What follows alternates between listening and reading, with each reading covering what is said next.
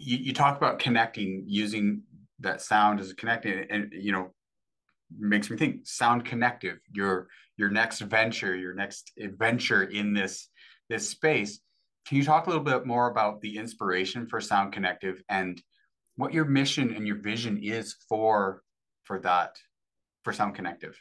So Sound Connective is first and foremost a movement. My mission with it is really to have and to start conversations just like the one we're having right now.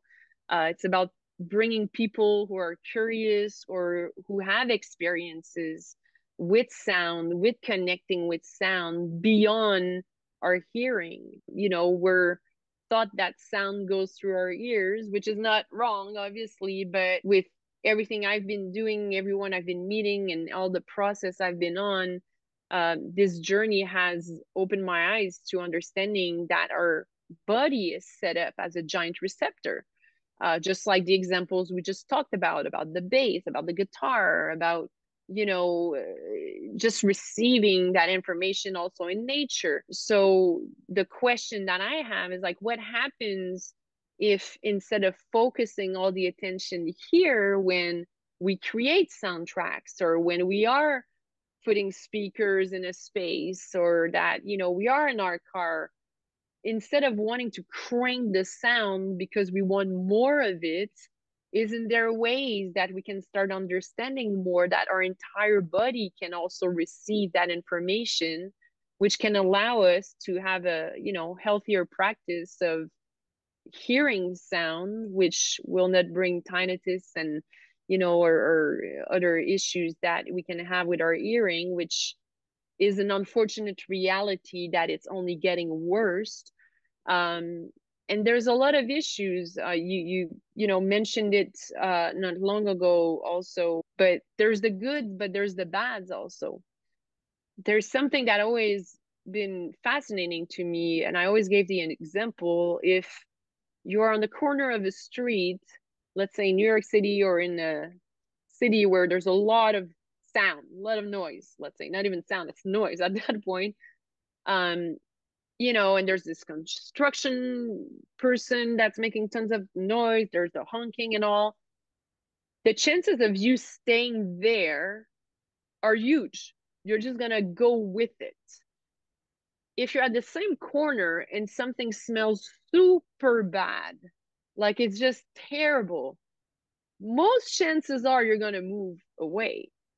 It feels to me that we are like accepting and being and compromising a lot as for, where we should stand, or perhaps when is it that enough is enough as for being in a world that is so noisy that it affects us, not just our hearing, but again, going back to the, idea that we're made of water and all, we're being activated, like we're being like stressed out, like we're literally taking in all of that nonsense, accepting it, and then thinking that we can just let it go and move out of this situation eventually whenever the time comes, instead of provoking that.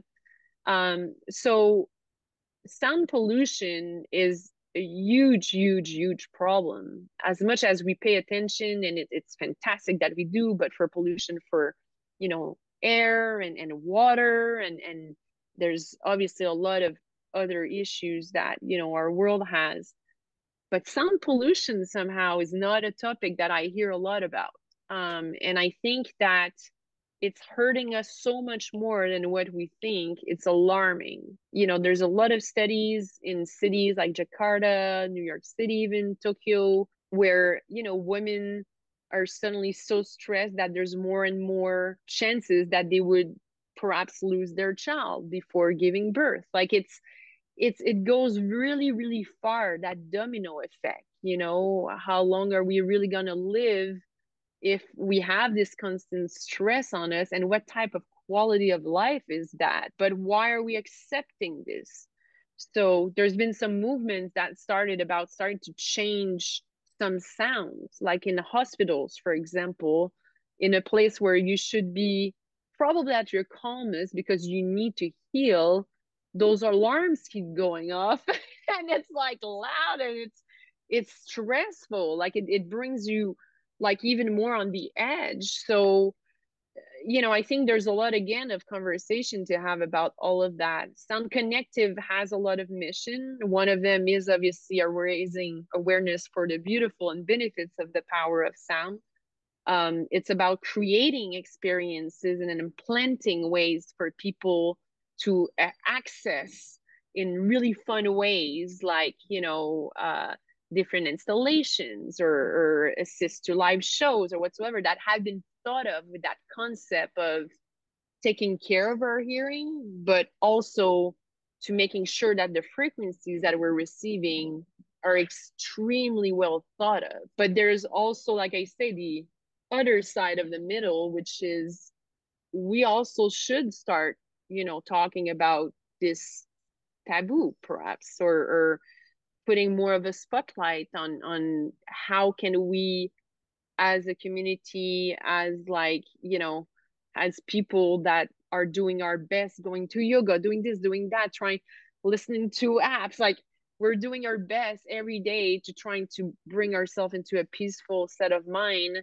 But meanwhile, next thing you know, there's something right there that's going to happen that's going to sabotage all that beautiful work you've done, and it's out of your control and it's affecting you. So there's a lot to it that obviously, I'm excited to push forward. But the first angle and the first mission is really about starting conversations, having more and more opportunities also to connect with people that are in that space, so we can all start working on how can we, find solutions, basically, or at least allow, again, experiences or different mindset to be, implemented into core experiences or live shows or interactive installations, and then blend them in public spaces. It's not just for a specific type of person, it's not just for spiritual, no, it's